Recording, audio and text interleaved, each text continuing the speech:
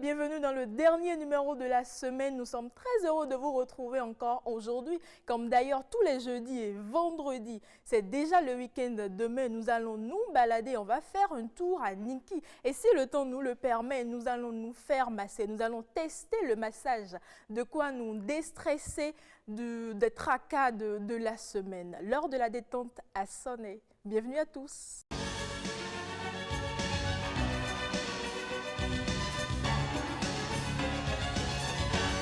Nous restons dans la même chaleur que celle du vendredi passé. Nous parlons pagne, nous parlons mode, nous parlons surtout tissu imprimé. Marcel, bonjour. Bonjour Mylène, bonjour chers amis téléspectateurs. Comment vas-tu? Je vais bien, et chez vous? Je vais très bien. Waouh, ça se sent là. Alors ce midi, on parle toujours tissu imprimé, mais sous une autre forme. Effectivement, on parle toujours tissu imprimé. Vous savez que depuis un certain moment, nous essayons de faire la valorisation du prêt-à-porter africain, histoire de permettre également à ceux qui ont adopté le local d'avoir quand même une diverse variété de tenues dans leur dressing. Et donc aujourd'hui, je vous amène faire la découverte d'un nouveau style, un style confectionné, d'abord créé et confectionné par une jeune dame qui est avec nous sur ce plateau. Bonjour à vous, Madame Peggy Akwa-Vikoyi. Bonjour madame. Comment allez-vous? Ça va bien, merci. Et chez vous? Ça va bien, merci. Et le monde du stylisme, ça se passe bien? Ça va, on peut dire que ça va. D'accord. Alors, avec vous, aujourd'hui, on va faire la découverte d'un nouveau style. Parlez-nous un peu de votre création. Déjà, mon style ou ma création, c'est les tenues à design carreau. Donc, c'est fait à base de pagne d'abord, mais découpé sous forme de carreaux. Déjà, on peut avoir toute forme de carreaux avec ça, des carreaux diagonales, grosses ou petites, toute forme de carreaux en fait. Et ça se fait avec toute forme de tenue. Et qu'est-ce qui vous a inspiré à confectionner des tenues à base de tissu imprimé, le motif carreau? Parce que c'est le travail d'architecture qui est derrière. C'est de là. Voilà, c'est de là. Elle a compris, elle a senti le mot. Merci. Déjà, c'est le fait d'aimer le pagne d'abord. Déjà, j'aime beaucoup le pagne, donc tout ce qui est dessus pagne ou toute autre chose pagne, j'aime porter.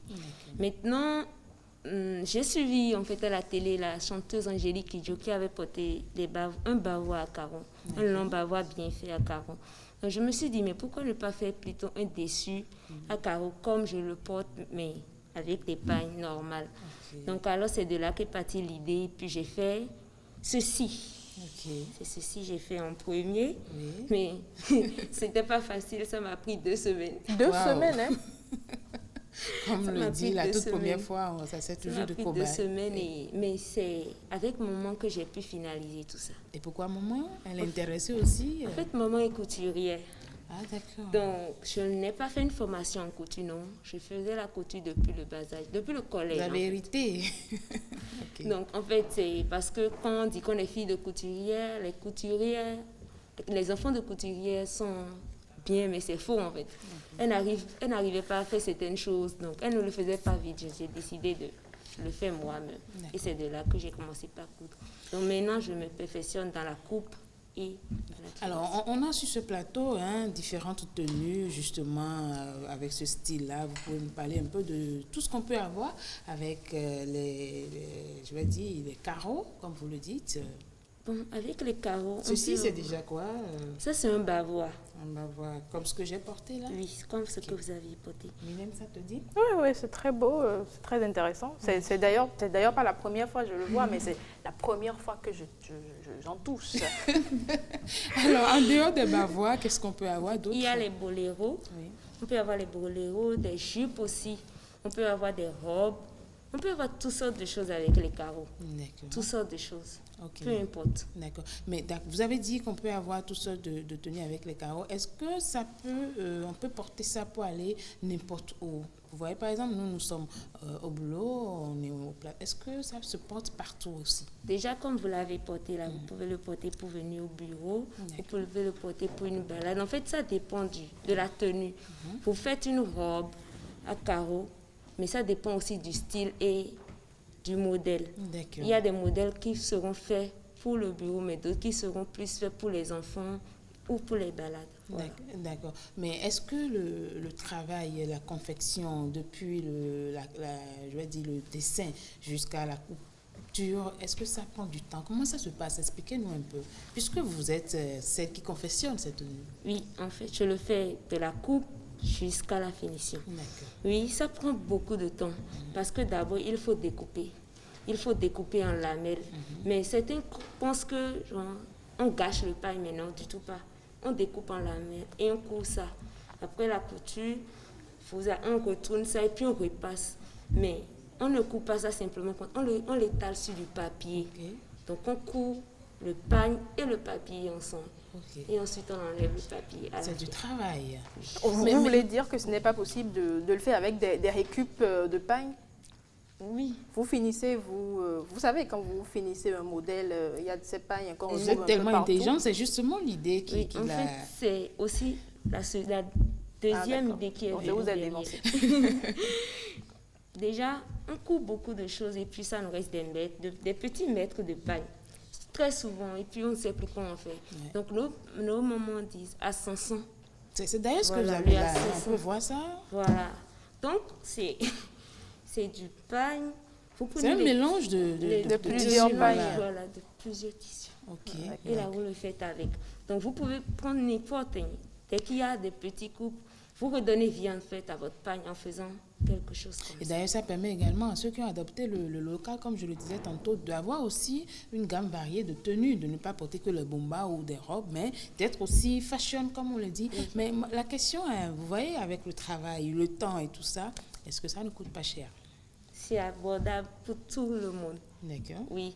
Et ça ne coûte pas du tout cher. Ah oui. Dès que vous vous rapprochez de nous, vous en Mais parlez. maintenant, est-ce que vous avez déjà, vous en confectionnez en grande quantité pour que tout le monde puisse avoir au moins un boléro chez soi? S'il y a déjà une entreprise qui est derrière tout ça? Pour le moment, on le fait sur commande, avec les commandes qu'on reçoit.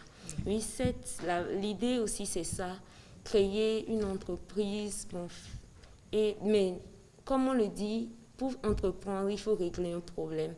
Donc, avec tout le travail qu'il y a à faire ici, on pourra engager des gens qui pourront tourner, d'autres pourront repasser, d'autres pourront aligner sur le papier avant que moi je ne cause ça. Donc, il y a plein de travail et puis d'autres personnes pourront en bénéficier. Mais pour l'instant, on ne le fait pas en grande quantité, non.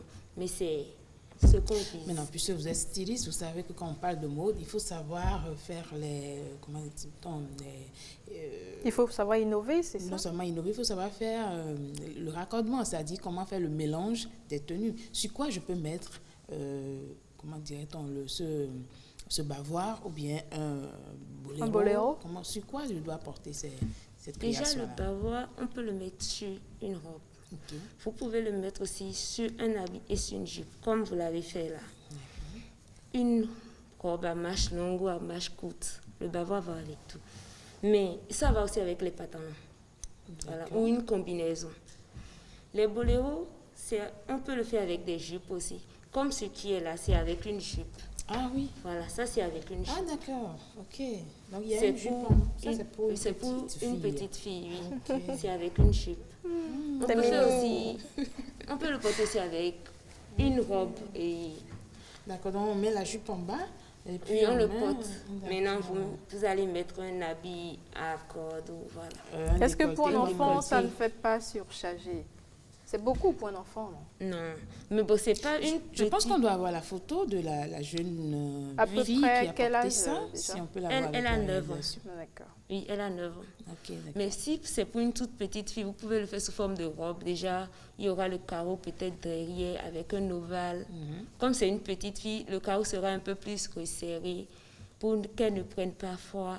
Mais on peut le porter, on peut l'agencer avec tout type de tenue. Dès que D'accord. vous arrivez à agencer les couleurs. Ok, d'accord. Alors, vous avez quelque chose à nous dire pour nous motiver à porter davantage les tenues, ou, bon, disons, votre création, votre confection? Bon, déjà, je dirais aux Béninois qu'il faut qu'on valorise le pain, qu'on valorise beaucoup ce qui est de chez nous. Comme moi, par exemple. Ceci aussi, c'est moi-même qui l'ai fait. Ok. Donc, quand on a des occasions de sortie, tout ça, pensons à porter du pain. Et aussi, si on peut penser à porter mes créations, parce que c'est fait au Bénin, et puis il faut valoriser ce qui est de chez nous. Parce qu'il y a les bavois là. Certes, ce n'est pas je ne dirais pas que c'est une première idée de moi, mais il n'y a pas au Bénin En tout cas, je n'ai pas encore vu, qui fait totalement du carreau. Il y avait le moment qui faisait ça en haut, ou en bas, ou de côté, mais pas totalement. Vous ne faites que ça. Je ne fais que ça. C'est votre particularité. Voilà. Et je vous donne un petit conseil, il faut faire pour Mylène, sans quoi vous n'aurez pas la paix. Voilà, donc merci beaucoup à vous, Madame Peggy Akwavi-Koyi. Je rappelle que vous êtes styliste, modéliste, et avec vous, on a fait immersion dans le monde des bavois et des boléros en carreau. Oui. J'ai déjà porté mon bavois, Mylène. C'est vraiment beau, c'est chic. Voilà, c'est chic. Merci à vous. Merci. Alors, mesdames, vous connaissez les tests ADN? Un test ADN, ça vous dit quelque chose? J'entends parler, mais dans j'ai les jamais feuilletons, fait. Voilà, tests on dit, de on fait paternité pour la grossesse et tout ça. Rien de plus. J'ai jamais essayé. Alors, les tests ADN, on en a parlé récemment dans Eureka. On a brossé le sujet. Ce midi, Marcel nous propose d'aller en profondeur dans cet élément.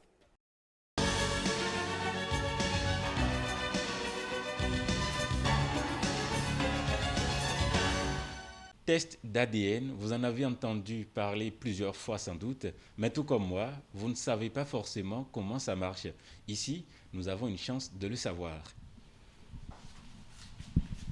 Bienvenue. Merci.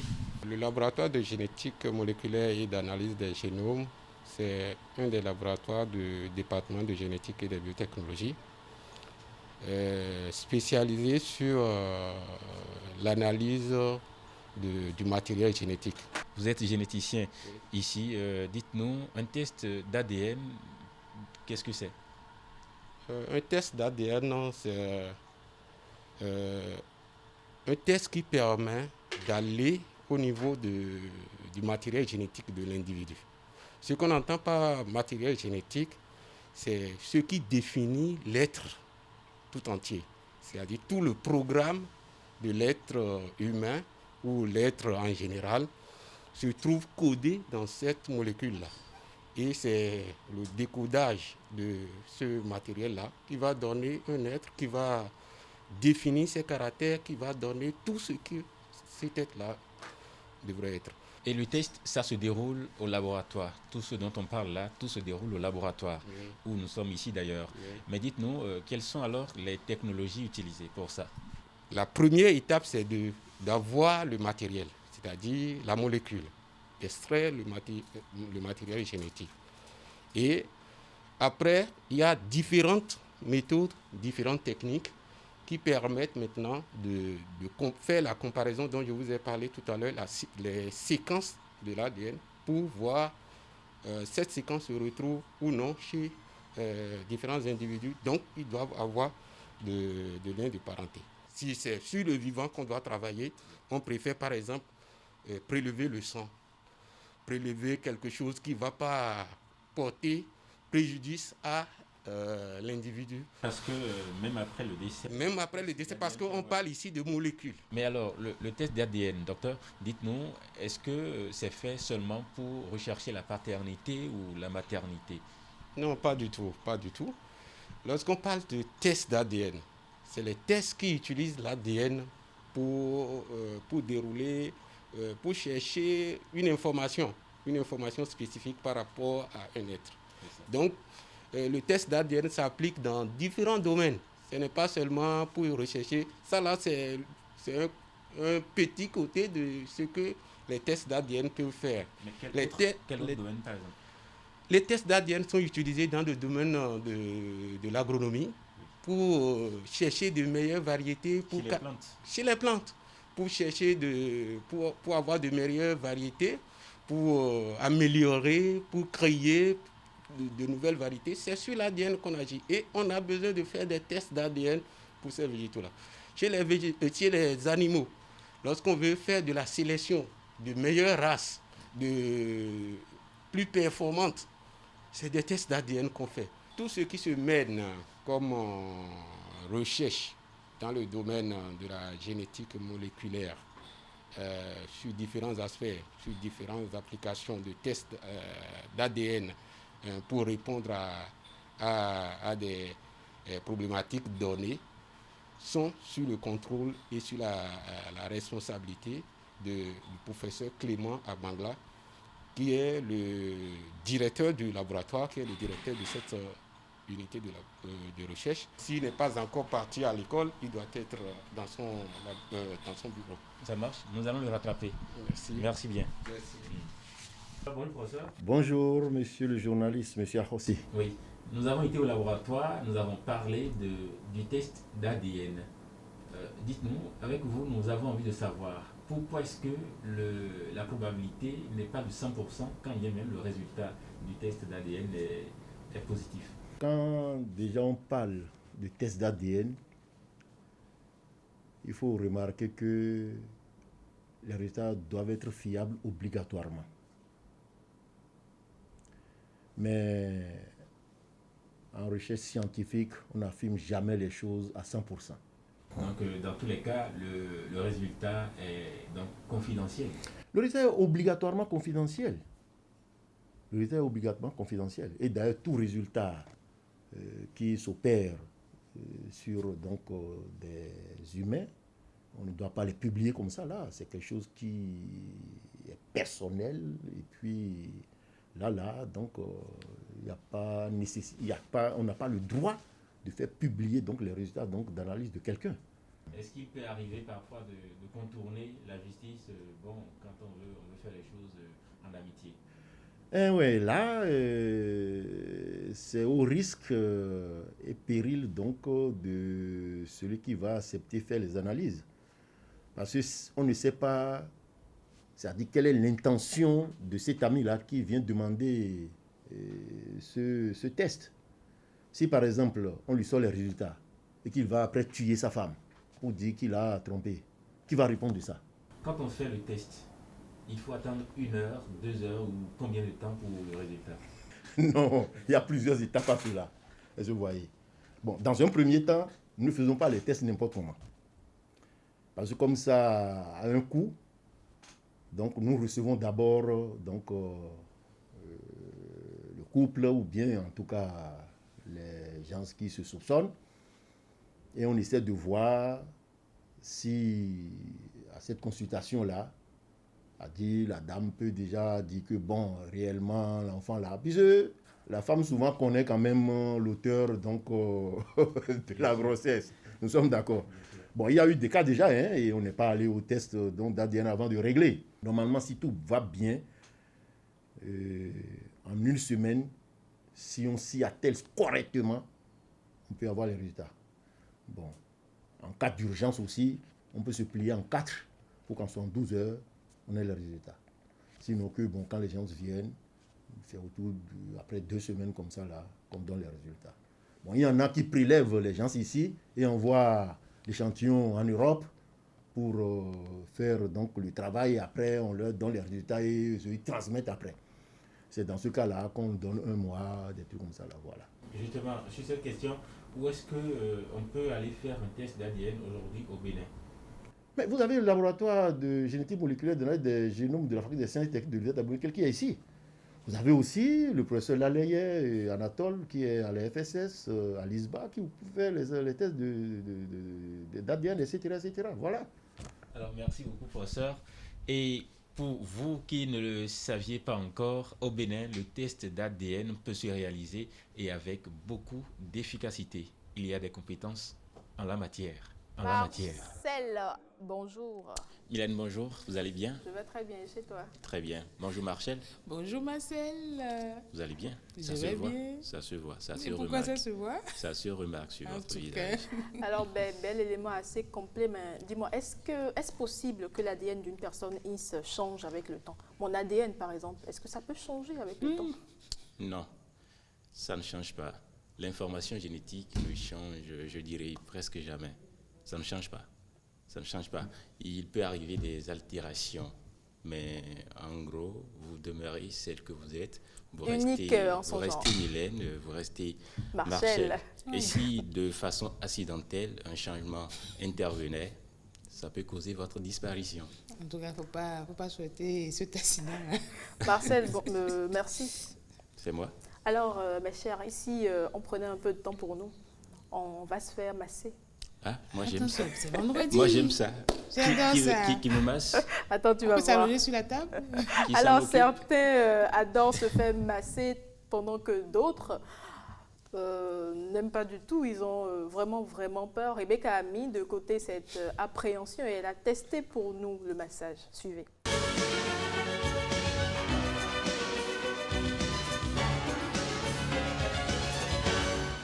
Il est midi, dans quelques heures, vous allez rentrer certainement fatigué chez vous. Alors, quoi de mieux qu'un massage relaxant pour vous remettre d'aplomb?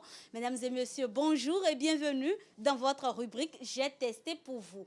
Alors, aujourd'hui, on a décidé de vous donner quelques notions de massage que vous pouvez appliquer vous-même à la maison. Et pour en parler, qui de mieux qu'un spécialiste du domaine, qui de mieux qu'une esthéticienne pour en parler? Bonjour, madame. Bonjour madame. Alors, comment vous allez? Je vais bien et vous?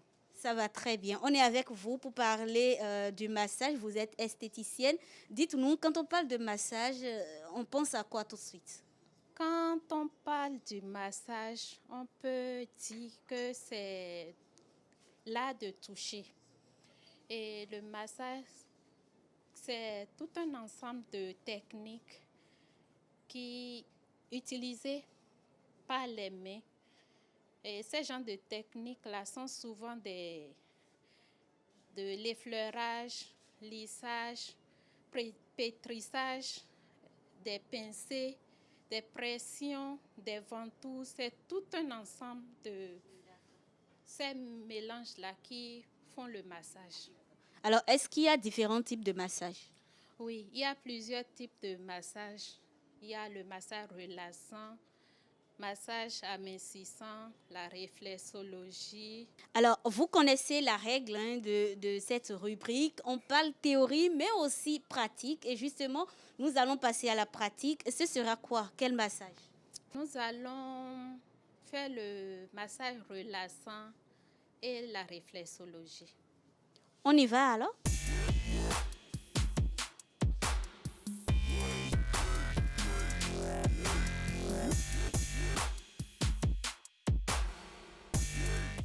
Pour faire le massage relaxant, il faut prendre la crème, l'étaler dans la main.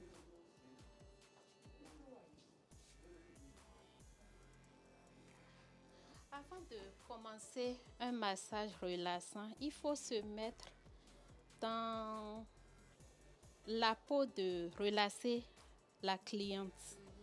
Et le massage relaxant, c'est comme des ondes qu'on envoie à la cliente. Donc, normalement, celle qui veut pratiquer le massage doit être relaxée dans sa tête pour pouvoir faire relaxer la cliente. Et quand vous étalez la crème, vous chauffez un peu la paume des mains avant de vous mettre en contact avec la cliente. Et en douceur, vous effleurez le pied de la cliente. Vous commencez en douceur, vous tournez et en remontant, vous mettez un peu de pression.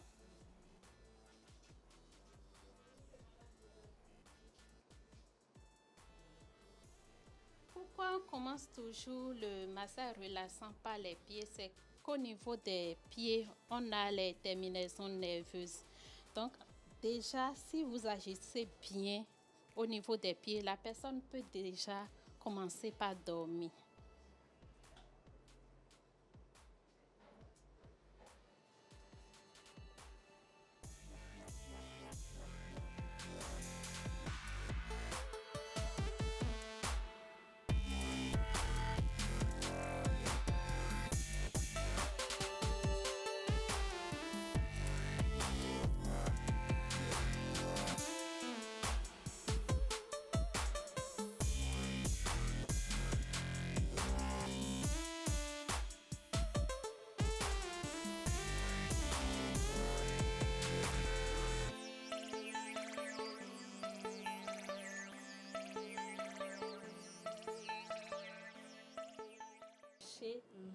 La personne peut, si la personne dort déjà, peut se réveiller. Donc, il faut toujours avoir le contact avec la cliente.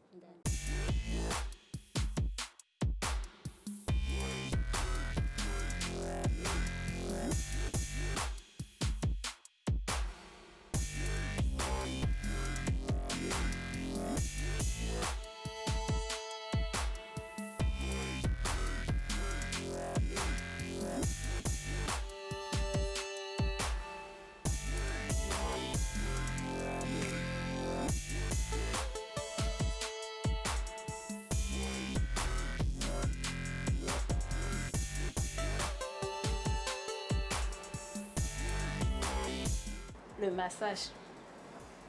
Essayez.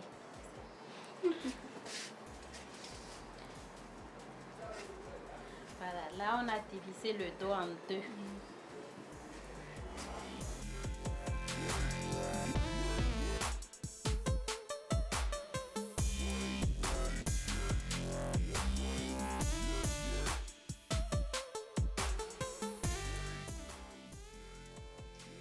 Et voilà, messieurs, vous savez désormais quoi faire pour masser madame quand elle est fatiguée. Mesdames, vous n'êtes pas épargnées non plus, vous pouvez aussi le faire. Merci de nous avoir suivis. À bientôt pour une autre découverte, un autre apprentissage.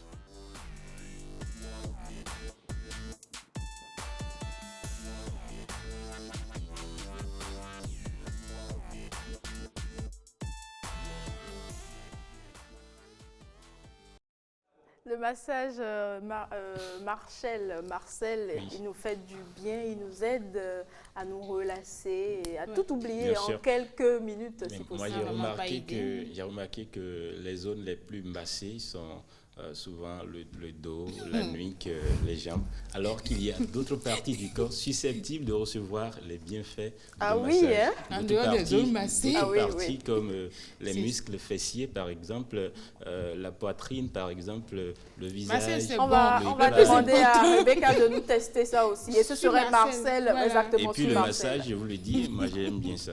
Mais ça fait D'accord. vraiment du bien, c'est relaxant et ça agit même sur les nerfs apparemment. Merci à Rebecca. Ouais.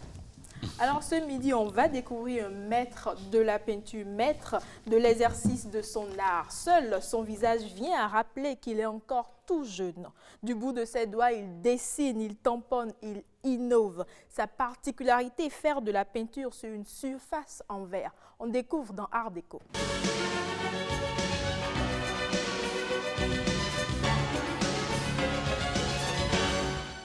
Ah oui, c'est vrai, vous êtes vraiment, vraiment jeune.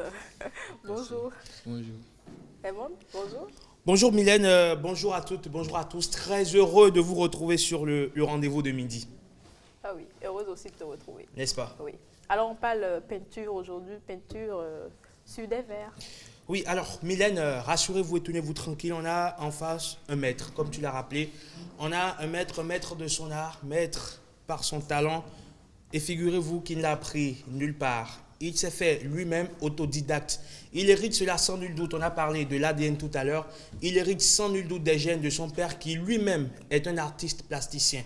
En l'observant, il a pris la main. Aujourd'hui, Lionel est devenu un champion de la peinture.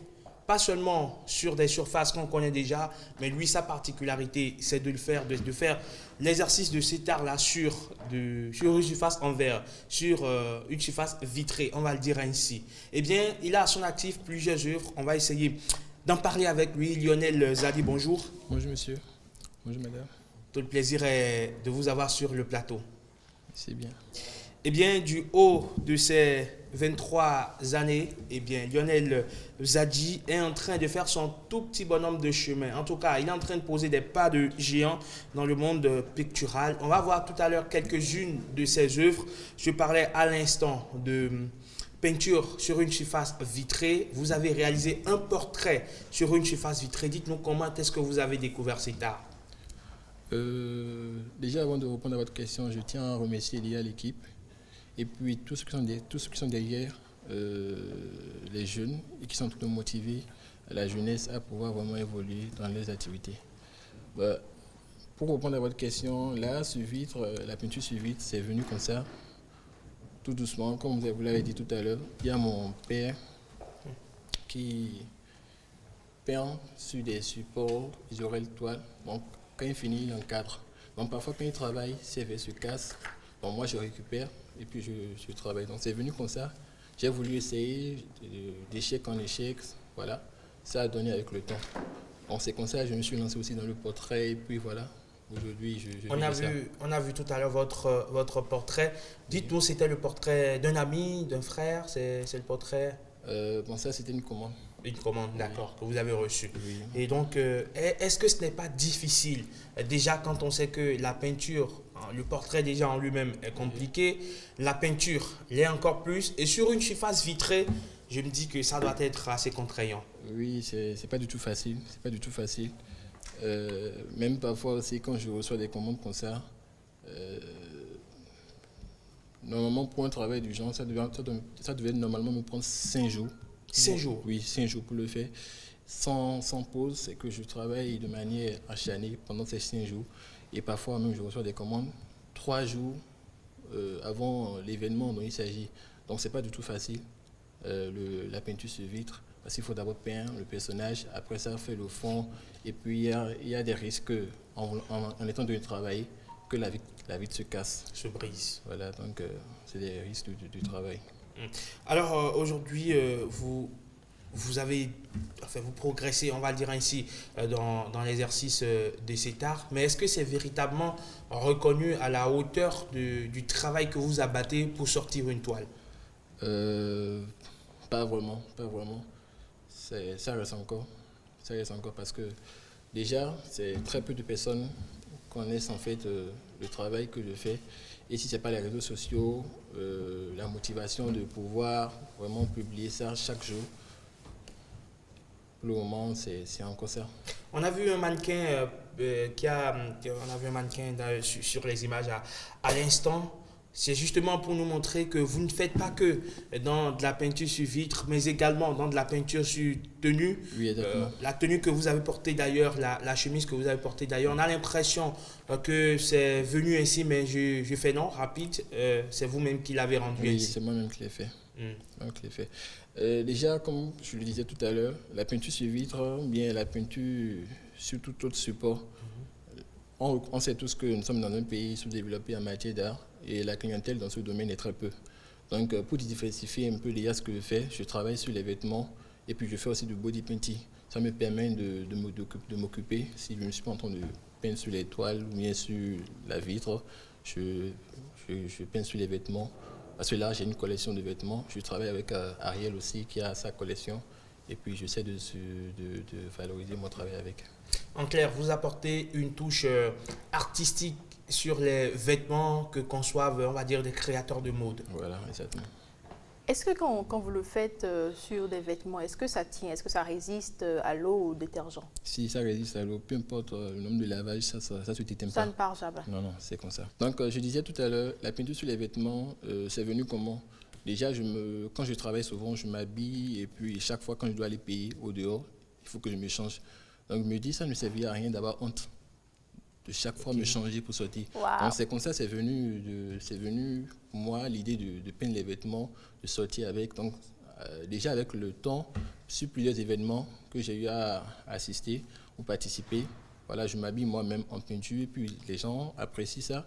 Donc, c'est comme ça que je me suis lancé dedans. Et puis, un jour, j'ai commencé à travailler avec Madame Ariel, qui aujourd'hui font, et puis ça passe très bien pour elle. Oui, ça passe très bien, oui. Mais c'est bizarre, je viens de m'en rendre compte, je viens de faire le rapport en quelque sorte.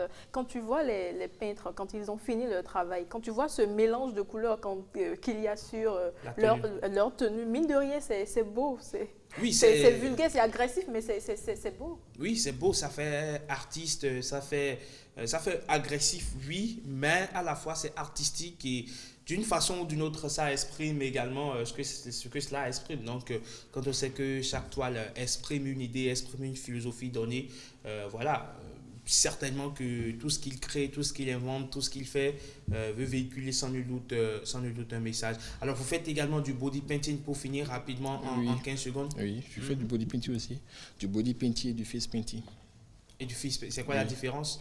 Le face painting, c'est quand on peint juste le visage et le body painting, c'est quand ça prend la surface du corps. Alors, Lionel Zadi, merci. On vous souhaite du courage dans l'exercice de votre art, un art que vous n'avez pas appris, un art qui vous est venu, on va dire, spontanément, sinon en observant votre père. Vous êtes un digne successeur de Jules Zadi, votre père. Merci. Merci beaucoup d'être passé sur le rendez-vous de midi. Alors Raymond, on va en pleine savane, tu es déjà bien habillé, tu n'as qu'à enlever ta veste. Absolument. Et puis on va plus précisément dans le département du Borgo, à Niki, avec Bono Swali dans Découverte et Tourisme.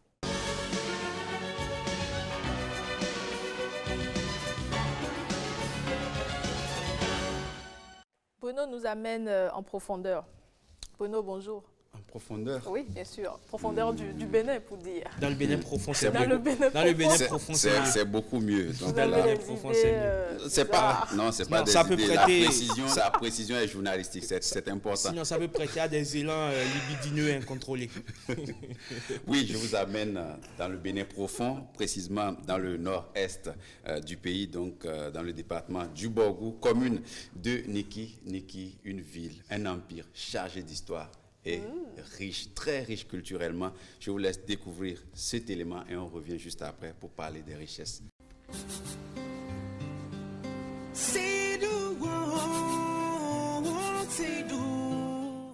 Niki est une commune du nord-est du Bénin.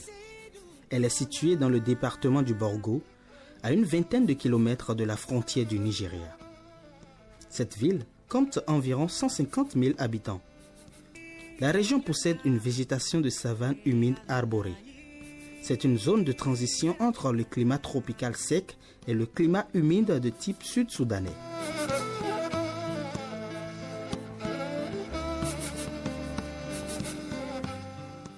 Historiquement, cette ville faisait partie des royaumes Bariba du Nord Bénin. Le royaume de Niki fut créé au XVIe siècle par Sono Sero et étendit sa domination sur la région. L'empereur le plus célèbre de Niki fut Sero Kwera. Il mourut en 1831 en combattant aux côtés des Yoruba d'Oyo lors des attaques face aux Peuls. Le royaume est désorganisé quand les armées coloniales l'envahissent à la fin du 19e siècle. Vaste royaume, le royaume de Niki a pour cœur Ouémou, une petite localité située à 7 km de la ville de Niki. Le territoire comprend tout le Borgou, une partie de l'Atakora et une partie du Nigeria.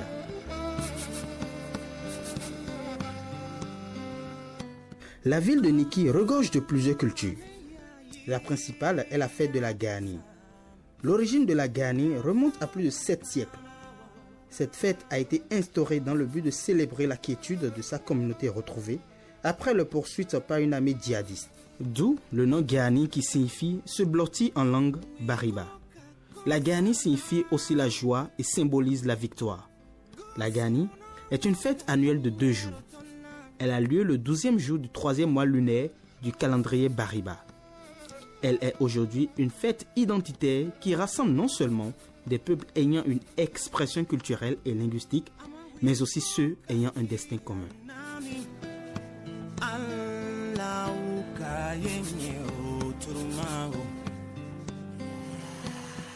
N'oubliez pas, une fois à Niki, montez à cheval et devenez pour l'occasion un cavalier.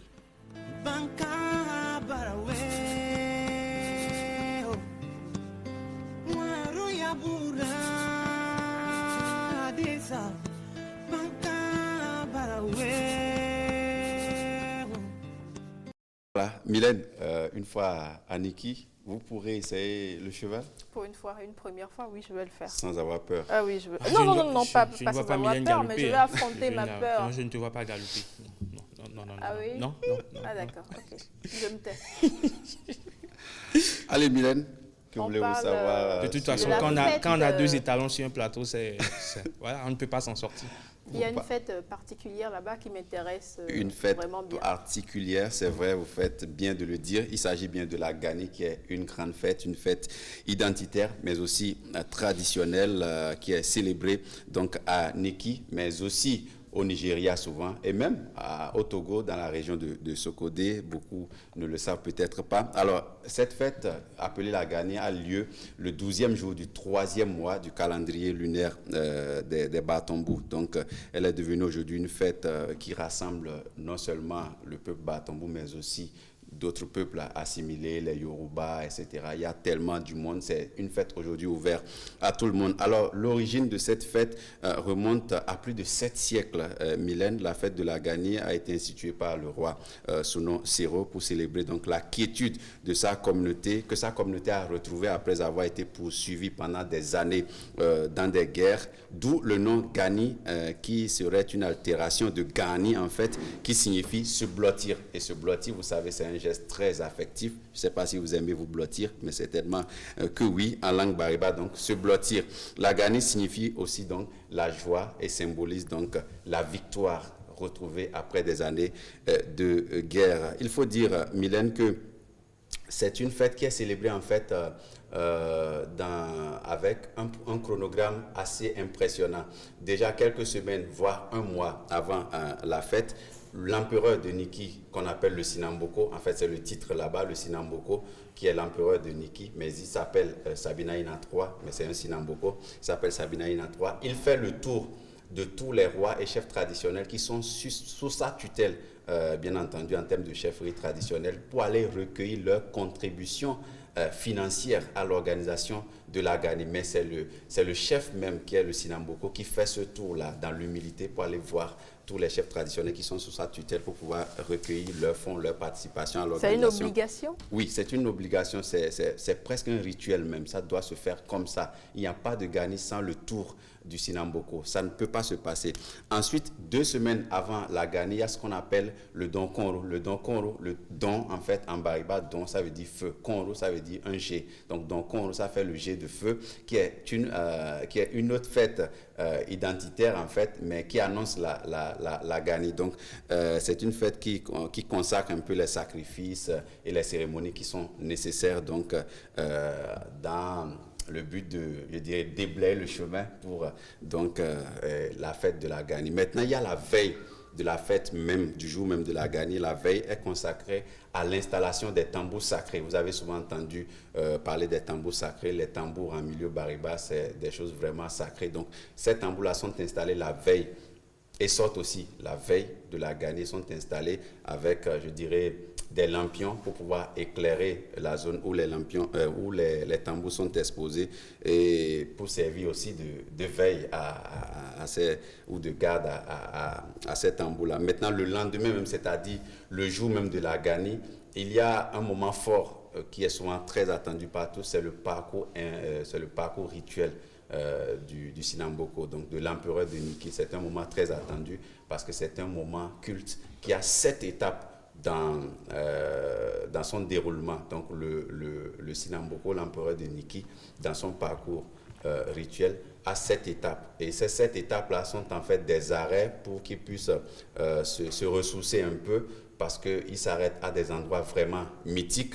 Il y a par exemple le Temiako Baru, qui est un lieu de préparation de guerre, qui est un lieu où les guerriers Batombu se préparaient mystiquement, bien entendu, pour pouvoir aller à la guerre. Il y a d'autres endroits comme le Dakiru, qui est la tombe de Sero Betete. Sero Betete, en fait, c'était le fils du Chabi Simedoua, qui était un ancien. C'est que tout ça peut paraître comme des incantations pour vous, et de Baké Doué. Donc, c'est un endroit où il y a 2 tombes, donc, où le roi marque aussi une pause. Donc il y a également son passage devant les trompettes pour recevoir tous les honneurs. Donc c'est un moment très attendu. Il est accompagné souvent de sa garde rapprochée, de tous les dignitaires, de tous ceux qui veulent passer ce moment spirituel là, et ce moment culturel là avec le Sinamboko. Alors il y a le lendemain et là je vais finir, le lendemain de la Gani, qui est aussi un autre jour de fête et un autre jour culte qu'on appelle la Kaesi. La Kaesi, en fait, comme je le disais, c'est le lendemain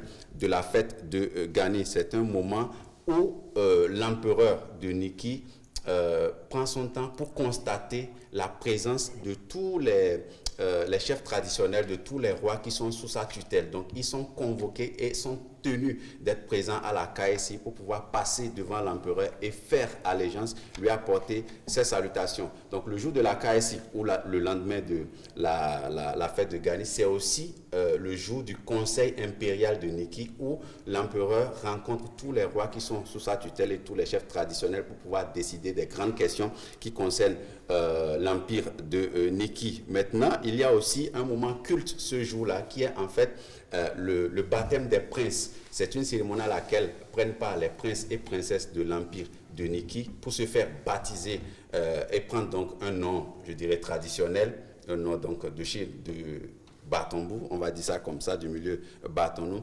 Et c'est aussi un moment qui est marqué par leur rasage. Leur rasage, c'est un acte fort. Donc c'est pourquoi on appelle cette cérémonie-là, le rasage de la Nyon Kogi. Souvent, on prononce Nyon Kogi, mais en fait, c'est mal prononcé. On parle de Nyon Kongi. Kongi veut dire, en fait, c'est le couteau qu'elle utilise pour raser les princes et princesses qu'on appelle Kong. Donc, Nyon Kongi. Donc, c'est comme la maman qui a le couteau. Oui, une manière littérale de traduire ça. J'ai d'ailleurs suivi ça déjà. Et n'importe qui ne le rase pas. N'importe qui, c'est elle qui fait ce travail. En fait, c'est la grande sœur à l'empereur de Niki. Elle a aussi, je dirais, une certaine place dans l'empire de Niki en tant que chef aussi. Parce qu'après la Gani, même il y a aussi la Gani de la reine mère, enfin la Nyon Kogi elle-même, bon, on ne va pas parler de ça, mais lors de la Kaïsi, c'est un moment culte, le baptême des princes et princesses de l'empire de Niki, à travers leur rasage et où on leur donne un nom, voilà, en langue. Donc voilà un peu, on n'a pas eu assez de temps, on peut dire beaucoup plus sur la Gani, mais on va s'arrêter là, faute de temps. Donc voilà un peu pour ce qui concerne la Gani. Mais après, il faut que Niki finisse pour que maintenant d'autres villes comme Kouandé, comme Djougou, comme Parakou, comme en tout cas d'autres entités où vivent les peuples Batombo puissent véritablement prendre le relais. C'est un peu comme la Tabaski. Donc le premier... voilà, le premier mouton, si vous voulez, est immolé à la mosquée et après l'exercice est repris dans les maisons. Donc c'est comme ça aussi pour la Gani. Niki donne le ton et les autres royaumes, si vous voulez, les autres entités continuent, reprennent l'exercice. Et c'est quelle langue là-bas? Le bâton. Vous comprenez cette langue? Un peu. Un coucou à Mylène, un coucou à Eman en bâtonneau. À Boindo. Et nous on répond. Pour être sûr que ce n'est pas une incantation. Oui, il faut qu'on dise la même chose. Anna Sonro veut dire comment va le travail. Aboando veut dire est-ce que tu vas bien. Okay. Tu peux répondre Nagu Suno Sierra. Nagu Suno Sierra veut dire je remercie Dieu. Nagu Suno Sierra. Voilà, je remercie Dieu. Non, mais ce qui est intéressant on va dire dans l'histoire, c'est que lorsque vous allez à la Gani et vous vous rendez compte de l'ampleur déjà de cette fête, mais également tout le pittoresque qu'il y a autour, en tout cas en termes d'habillement, voilà, vous voyez la tenue des rois, vous voyez la tenue des cavaliers, surtout la façon dont ils prennent soin du cheval. Là-bas, le cheval est quasiment apparenté à un être humain. On ne s'amuse pas vraiment avec le cheval, et je crois Bruno va peut-être, il le sait mieux que moi. Il y a sans nul des rituels avant de monter à cheval. N'importe qui ne vient pas et monte sur n'importe quel cheval et vient et commence pas à galoper n'importe comment. Le cheval va avec son maître. Parce que dans la culture Batonou, c'était en fait un compagnon de guerre. Donc, c'est comme il le dit, c'est pas, à la limite, c'est pas considéré comme un animal parce que dans le passé, c'était un compagnon de guerre. Quand vous prenez l'histoire de Biorguera, il a combattu et tout ce qu'il a pu réussir comme guerre, comme bataille, c'était grâce en partie à son cheval. Et c'est le moment aussi de saluer le gouvernement du président Patrice Talon qui a su, je dirais, récupérer cette fête identitaire-là pour en faire véritablement un truc beaucoup plus mondial, parce qu'aujourd'hui, tout ce qui est fait autour, les réhabilitations, que ce soit du palais de l'empereur, que ce soit des places mythiques qui accueillent la Gani, le gouvernement s'est vraiment impliqué. Et chaque année, vous voyez le déferlement des membres du gouvernement vers Niki pour pouvoir aller assister à cette fête-là, qu'ils soient de Niki ou non. Vous les voyez là-bas en taco, eux tous. Donc, c'est dire que c'est une fête qui tient à cœur, qui rassemble beaucoup et qui tient à cœur le gouvernement du président Patrice Talon, que nous saluons pour avoir fait de la Gani ce qu'elle est devenue aujourd'hui. Eman, tu as déjà assisté à une fête de la Gani?